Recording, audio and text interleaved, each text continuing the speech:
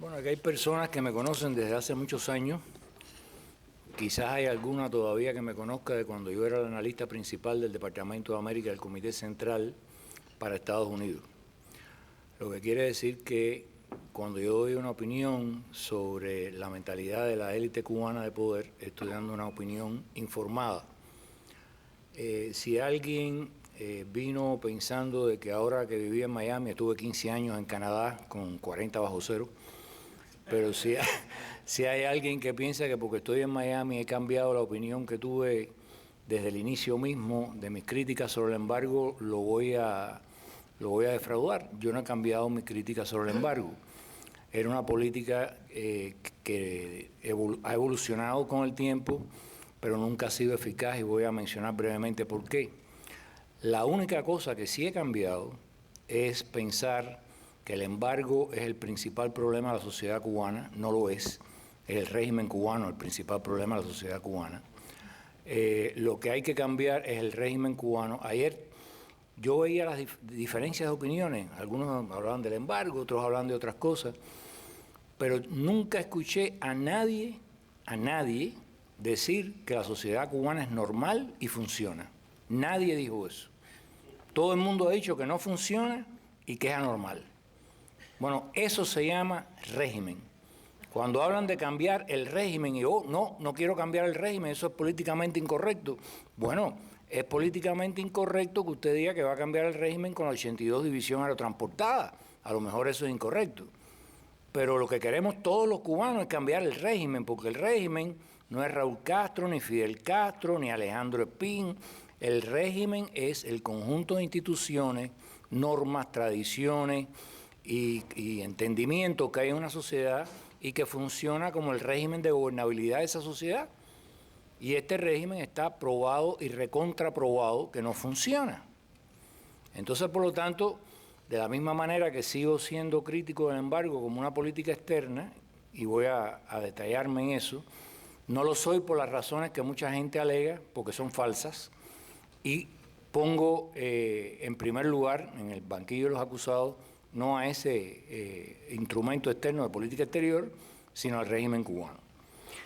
Entonces, hay una serie de cosas que a veces se dicen cuando la cuestión del embargo. Y hay una serie de problemas que ayer Larry, que creo que anda por ahí atrás, y al que le agradezco mucho su intervención de ayer, subrayó.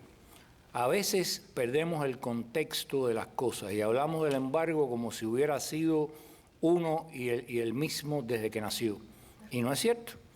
El embargo nació como unas primeras sanciones al gobierno cubano por confiscar sin compensación las propiedades americanas en Cuba.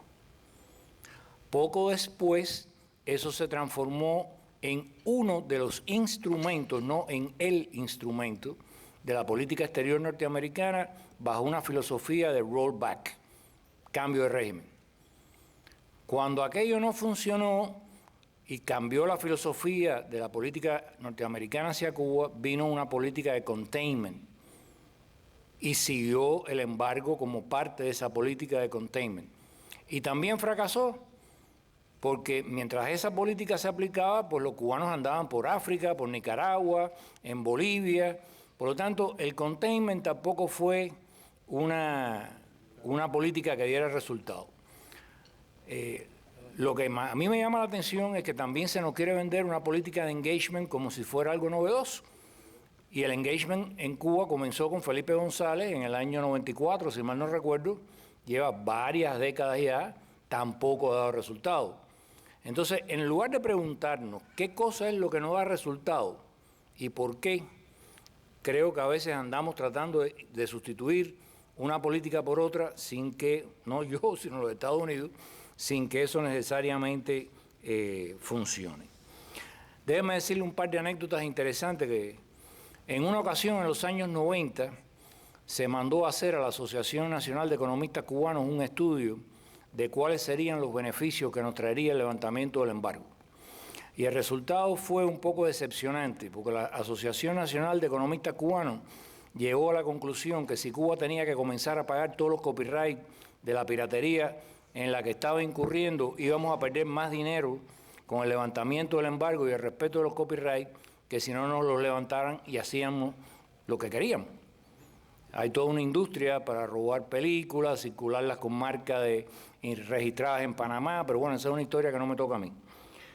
La otra cosa curiosa, cuando yo entro a trabajar al Departamento de América y dentro de eso a la sección de Estados Unidos, yo empiezo, porque yo era un buen creyente, como muchos aquí, de que la política exterior norteamericana era el principal problema y empiezo a hacer propuestas de cómo influir, incidir para lograr el levantamiento del embargo y la normalización de las relaciones con Estados Unidos. Y me sentía muy frustrado porque yo veía de que mi jefe no me hacía el menor caso, ni siquiera me acusaba recibo de las propuestas que yo estaba presentando. Hasta un día que tuvimos una gran discusión y de forma muy cautelosa me llevaron al patio, al parqueo del Comité Central, y ahí un alto jefe, que no voy a mencionar porque está vivo, me dijo, el problema es que tú eres nuevo. Nosotros aquí no estamos para normalizar relaciones con Estados Unidos ni para levantar el embargo. Estamos aquí para hacer que se lo crean, que queremos que levanten el embargo y que queremos normalizar las relaciones con los Estados Unidos. Nosotros aquí estamos para organizar visitas de senadores, congresistas, académicos y personas que puedan incidir en la sociedad norteamericana, llevárselos al comandante en jefe y él habla con ellos en un monólogo eterno que dura toda la noche, sin necesidad. O sea, la primera pregunta ya lo dispara y el resto es un asunto de él. Y él los convence de que nosotros somos gente que estamos por el levantamiento del embargo, por la paz, que somos gente constructiva y demás. Y me recordó una cosa, dice, yo fui parte de las conversaciones con Kissinger en el año 74 y yo me enteré por los periódicos de que habíamos enviado al ejército regular a Angola en medio de aquello, que por supuesto fue el fin de aquella negociación con Kissinger.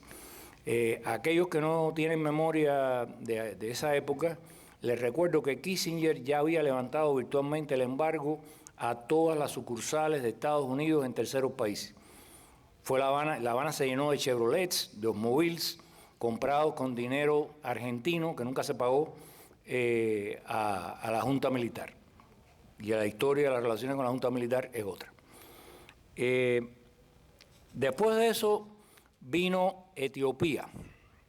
Etiopía viene en el tránsito entre Ford y Jimmy Carter. En una reunión en que estaban dos personas reunidas con Fidel Castro, y una de ellas me relató esta historia, y no voy a mencionar su nombre porque está viva, le llevaron un papelito, el ayudante de Fidel Castro le trajo un papelito, y Fidel se rió, y dice, miren, es Carter. Carter no estaba en la Casa Blanca, o sea, ya había sido electo, pero era el interín ese que alguna gente anda esperando con Obama, entre la elección de noviembre y el 20 de enero. Y dice, Carter nos manda un recado aquí de que por qué no tomamos el diálogo donde lo dejó Kissinger y avanzamos rápidamente en mi primer año, o sea, en el primer año de Carter, a la normalización de relaciones. Y se echó a reír el comandante. Y entonces dijo, dejen que él vea el regalito que le tengo preparado. Y el regalito era otra fuerza militar expedicionaria a Etiopía, que por supuesto complicó todo el primer periodo de Carter hacer las relaciones. La tercera anécdota que les puedo contar, de la que fui parte, es que el gobierno de Noruega en el año 95, me contactó a través de una persona que pensaba ver aquí, porque viene siempre a estos eventos, pero no vino este año, un economista, para ver si yo podía, ya yo no estaba en el gobierno, me había ido del gobierno, si yo podía ayudar a un diálogo con los Estados Unidos. Y yo acepté, en realidad me propusieron uno con la comunidad cubana que no acepté porque sabía que eso era que eso era imposible de mover en Cuba. Pero acepté el de los Estados Unidos por aquello de que sí yo era especialista en Estados Unidos, yo no era especialista en la comunidad cubana del exterior. Y con una persona muy importante le mandé un mensaje al señor Richard Nuccio, que en ese momento estaba en la Casa Blanca, de asesor de para Cuba de Estados Unidos.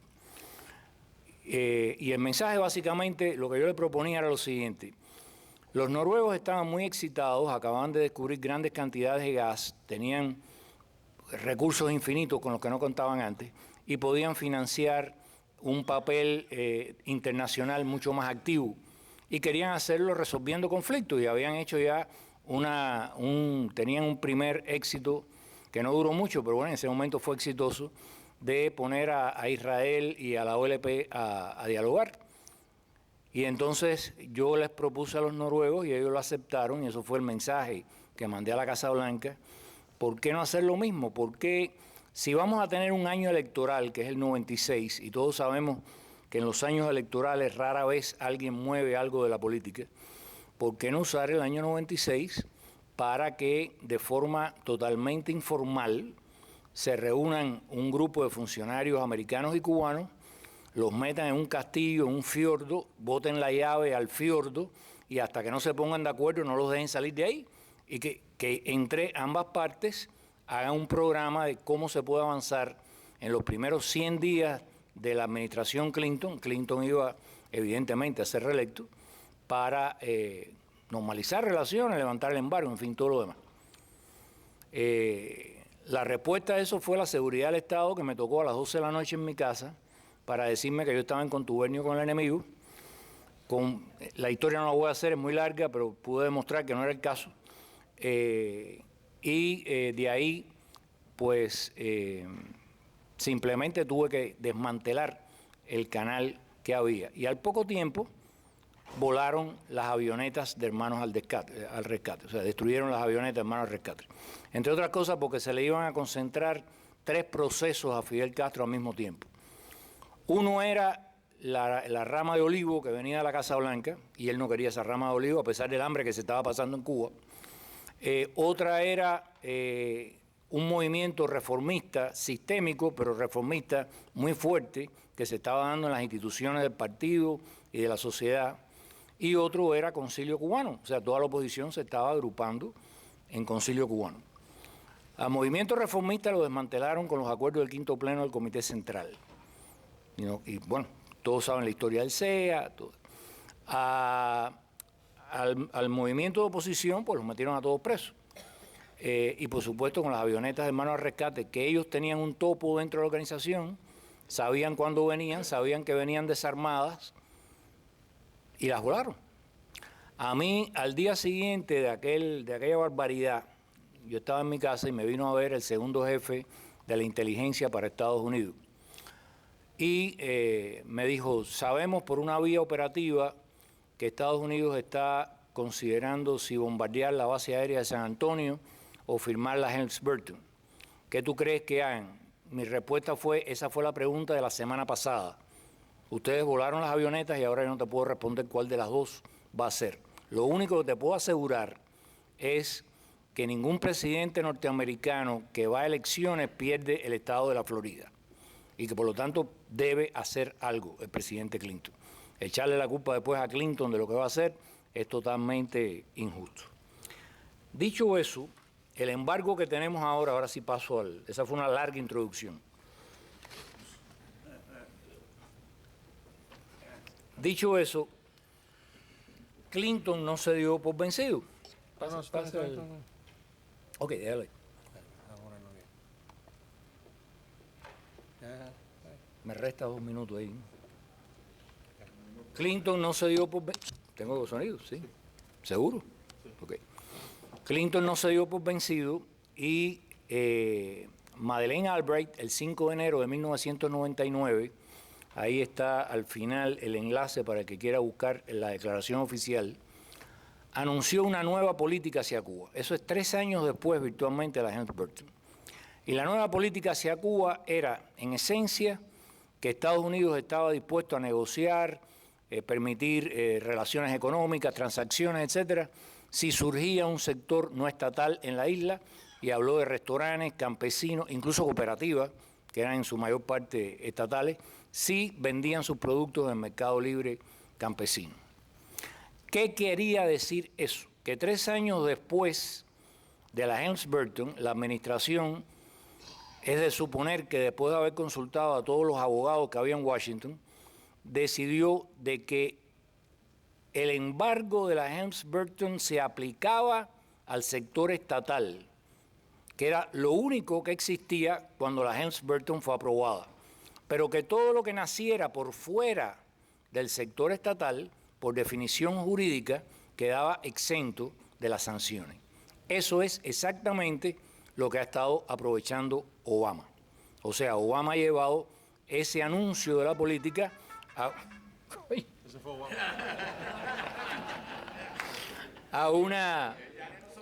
a un nivel superior. Yo no voy a entrar en los detalles de cuánto eso, van a tener el PowerPoint, pero eso es virtualmente lo que está haciendo Obama. De vez en cuando se cruza la línea roja, como es el caso de Starwood. Starwood es un tratamiento directo con el Estado cubano, eso es una violación de la normalidad anterior y la nueva, pero bueno, nadie se ha quejado.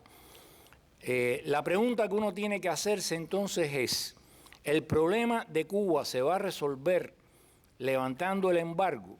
¿De qué manera? Porque van a entrar grandes cantidades de crédito que no se van a pagar, porque no va a haber un cambio de régimen.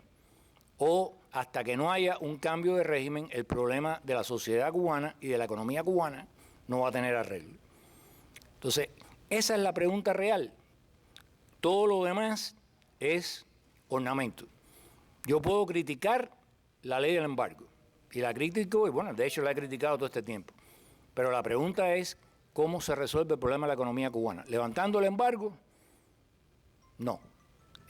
No digo que no lo hagan, entiéndanme, pero esa no es la solución. Gracias.